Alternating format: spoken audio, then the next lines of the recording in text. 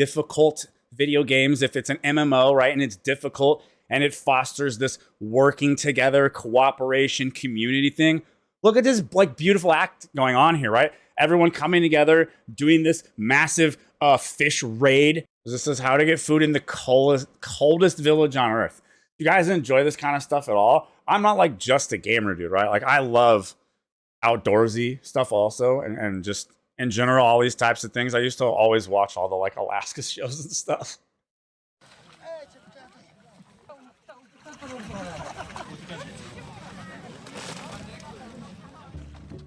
Fishing and hunting are important sources of food in Yakutia, because it's simply impossible to grow fruits and vegetables due to the harsh climate. Yeah. In the late autumn, before the cold winter comes, Yakuts are They did their own, so it's like double subtitled. preparing for their annual traditional fishing event known as Munha. Munha is a traditional ice fishing using a seine net. The whole village gathered together to take part in this massive fishing activity.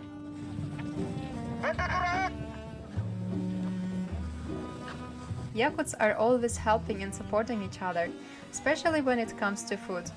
They know that without each other's help... So one of the things that's beneficial to like harsher ways of living is just like, oh my gosh, this is so funny how much crossover there is between things in life, right? It's just like what I talked about with MMOs, right? In your older, more difficult MMO, it fostered community, cooperation, working together. It's difficult to survive in this cold, icy land. Every autumn, during Munha annual ice fishing, locals can get several hundred kilograms of fish at a time. Fishing under the ice demands a lot of effort and coordinated teamwork. The process itself turned into a mass festival. I'm curious what they're doing there. I know they're like breaking it up, but then seems like maybe they break up the holes and then they just have like kids stand there and keep like poking sticks in it, right? So the ice can't seal up again, is kind of what I'm guessing they were doing there. Everyone's just kind of standing there like, right, just very lightly going like this, versus like he's cutting a new hole, right? And they're just like keeping it churning, is what it looked like. Every village has a wise elderly man who knows the local terrain well and gather all the locals together.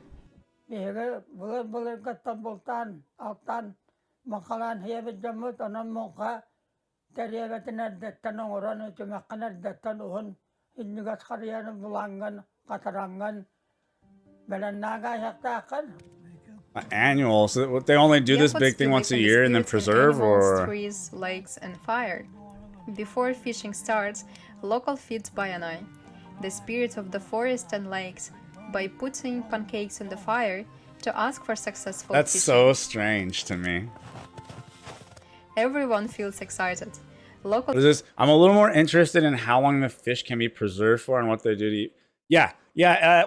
As soon as he said the word annual, I was thinking the same thing. If they're only doing it annually, then... Because at the beginning of the video, they talked about no vegetables. So they might be living somewhere where you just put things in a box outside and it stays frozen all year. Locals make teams of up to 20 people, with one the most experienced person, usually the oldest, to be the leader. He's acting on his intuition and experience. Yo, I'm serious, dude. They said they're living somewhere where they can't grow vegetables the whole year. So for most of the year, they might actually be just using the fact that it is frozen outside to keep things frozen. That's like not an uncommon practice. Hell, I've done it before, you know, during winter when I was living somewhere where it was cold enough. I lived in a camper. I didn't have a big freezer. And deciding where to place the net.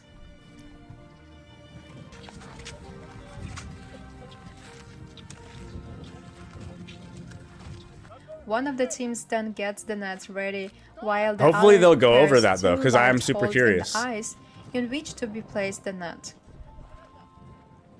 A series of small holes are then... Do you see like the shape on that hole? It was like a perfect D shape. You know, it was like, it looked really clean. Made between the two big ones to allow the net to be pulled from one end to the other, using wooden sticks with hooks. I'm getting more and more intrigued by the process now because we've got the giant hole and then we've got all these little holes. And what are they kind of? As the nets get into the water, oh, the okay, they're others feeding use the net their in, long sticks in the and water all these other to people are make like the fish helping move it towards drag the across net. under.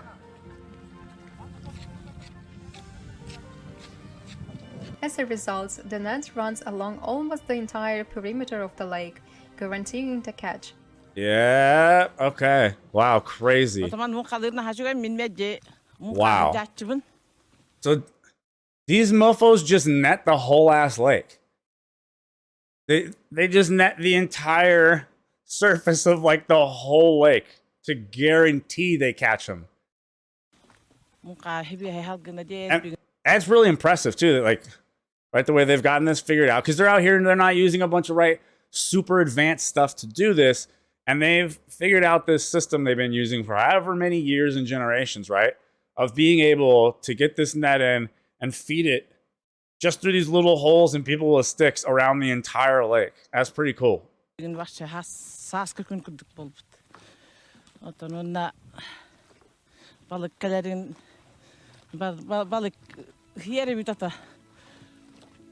strongest pull the net fast to prevent the fish from escaping. Today, women can take part in traditional ice fishing, but in ancient times, only men could participate in it. Interesting. Locals also believe that a black crow circling in the sky is a good sign. They know that they will not be left without food and are frequent guests during the ice fishing.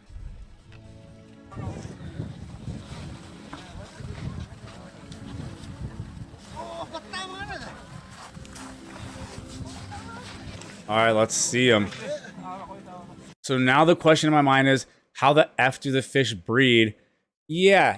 I mean, there must be, usually, right, there's like a stream or a river or something that comes into the lake area, and then they're catching this stuff here, but it's not going to be all of them. But it is a good question. And I think it looks crazy when you're seeing it done like this in this village here. But when you think about the scale of what's really going on at like factories and what these big like ships are doing out in the ocean, this is nothing, right? This is nothing. This is much closer to how it's supposed to be, right? They're catching just this shit for them right here. They're all going to eat it. And those big ass ships out in the ocean, they're cranking out everything, and they're getting a lot of things they're not supposed to get, and they're just killing all that shit. Lots of it is waste, right? We lose a lot of stuff. You know how it is, man. Things don't get sold. You know what's crazy is not only is food that's left over thrown away instead of being allowed to be given to homeless people or something, like in most situations, like a grocery store, say, is forced to throw it away, not give it to like a homeless shelter. I just found out that these like expensive clothing companies and shit, they burn their clothes, like crazy amounts of clothes every year. Because if it doesn't sell, they don't mark it down. They don't mark it down or anything. They fucking burn it. And then the next thought is, how is that legal just on a environment standpoint, right? The EPA is trying to crack down on all kinds of shit. Dude, they've talked about on cracking down on motherfuckers who use wood stoves to heat their house, right? And putting in stricter regulations there. But you're letting these big ass corporations just burn clothes so that they don't have to sell clothes for cheaper? Eat a fucking bag of dicks.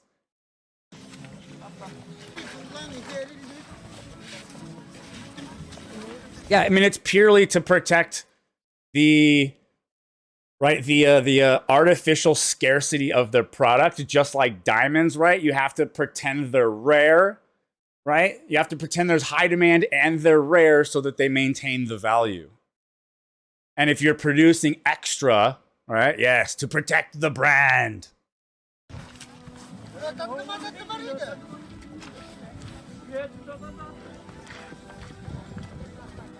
It's just wild, right? That you're allowed to pollute. You're just allowed to pollute the whole goddamn airspace. Like, my issue is not with the destruction of the product to keep the value, right? It's that they're allowed to do this pollution shit in order to do that. But meanwhile, the EPA for years keeps trying to get like harsher and harsher on people that heat their fucking houses with wood stoves and shit. And it's like, You're someone trying to survive, people burning clothes to make sure their profits stay high. Which one should we regulate first? Like, this is one of the problems I have with my fucking country I live in sometimes, man. The priorities are out the fucking whack, you know? But it's probably like that everywhere, you know? You just get upset about the one you live in because that's where you live. Just like men tend to complain about women because they're trying to date and possibly marry women. And then women complain about men because they're trying to date and potentially marry a man. And so that's what you're focused on. Everyone holds their breath when the fishermen pull the net. They hope this year is favorable for ice fishing and they won't be left without food.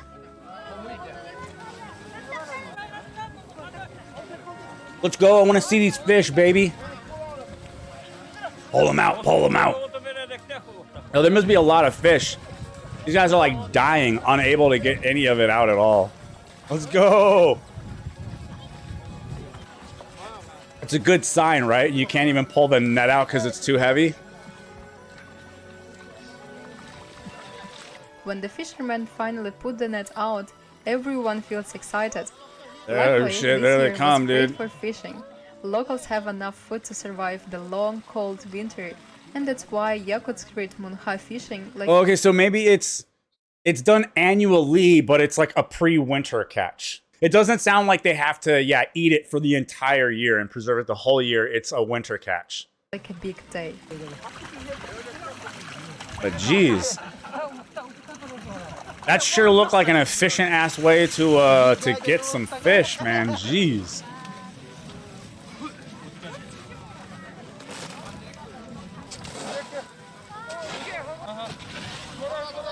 This part's a little bit sad, to be honest. Another I exciting... don't know why it made me laugh, but it's a little bit sad because they're doing such this large catch that they obviously can't go around and individually like bonk each fish in the head.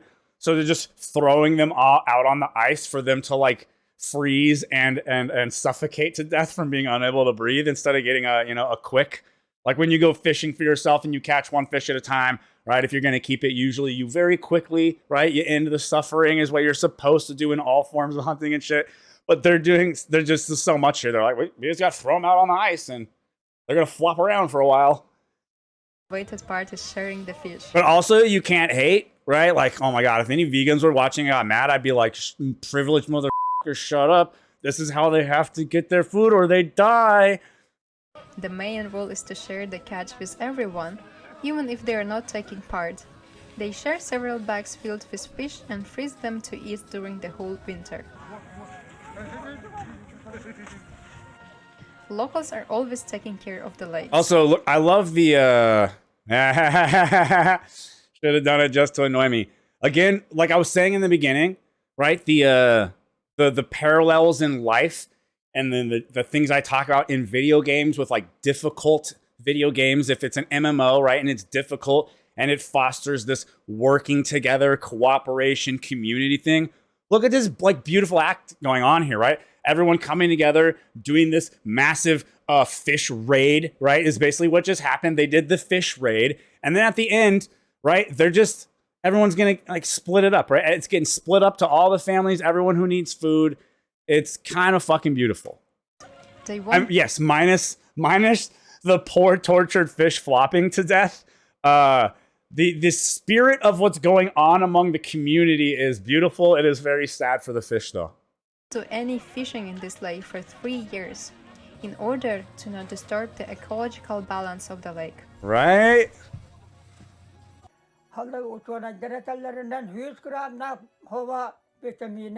Did you play EverQuest 2 back in the day of there like being or even EverQuest 1, right? When there was a lot more what do they call the outdoor raids, right? Like just random outside dragons, and you would have to like PvP fight in order to get the dragons. Those were some pretty crazy, interesting raids also. Now, you want to do the raid, but you gotta do a massive PvP battle. Like you basically have a raid group on the dragon and a whole separate raid group like there just to fight invaders who try to come steal it or stop you.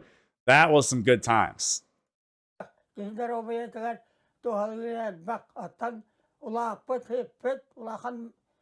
But you know, you could imagine, right? The modern MMO players of today, they would probably hate it, right? They would just want the efficiency. They would find all of that, like, oh, we just want to do this and get the loot, and then all this, right? They would probably fucking hate that, like being interrupted and having this thing. Whereas, like back in the day, everything was just more about the experiences and having fun instead of like, I want my min max loot set.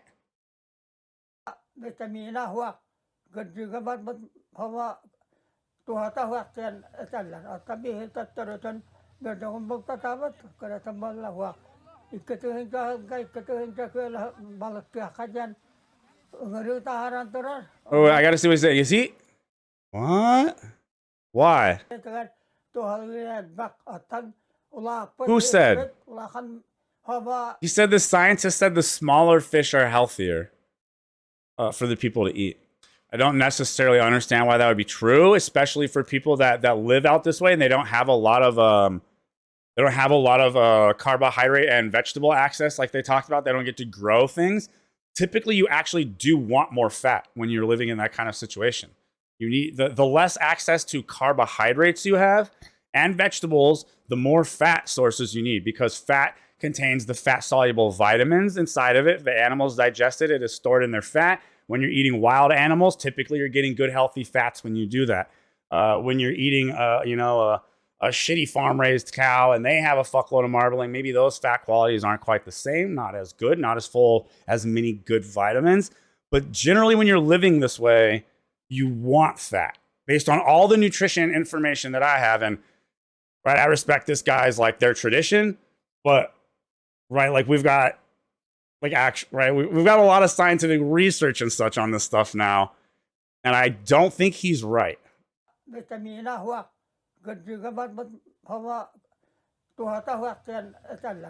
Again, like if you're talking a shitty fatty fish from a fish farm, probably accurate. But wild fish, like what? Oh man, I'd eat it. Give me the fatty fish, dude.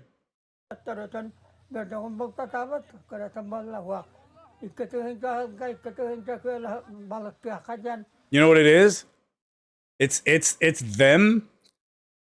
It's old propaganda to try to get people to spread the fish out evenly. Because naturally, your instinct, you just know you want the bigger fish, right? It is more food. So to try to trick people into divvying things up evenly, they tell them the smaller ones are actually better for you, right? And then people fight, and then people are like, no, I want the small ones, right? And then everyone doesn't have to fight over the few big fish.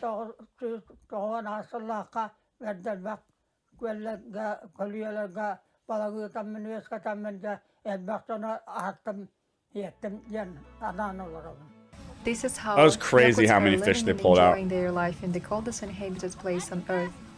We believe that life is hard, but so very beautiful. Yep, similar to in the hard video games thing, right? We'll just keep with the trend. When you accomplish something in a game that's harder, it feels better. When you live harder, like, and I haven't lived this hard, but I have like run homesteads, like 300-acre, farms and shit. So I have a little bit of experience in it, and I didn't get to do it with a community of people I loved and shit. And it was still like during the day activity was your mental health is definitely better, I think, when you're doing stuff like that than any kind of like this job I'm trying to do now. I really enjoy it, but it's also like probably one of the worst job I've ever done for my mental health. I don't know, maybe it's just looking at numbers all the time and trying to come up with ideas and shit. It's like there's something beautiful about just doing hard work with your hands that directly results in like getting to eat. It feels very fulfilling and rewarding. And again, overcoming challenge. It's like Elden Ring. One of the reasons people love Elden Ring, right, is the difficulty. And when you overcome it, you get a better feeling than when you finish an easy game. Should I turn this into a YouTube video and upload it as like a ice fishing raid?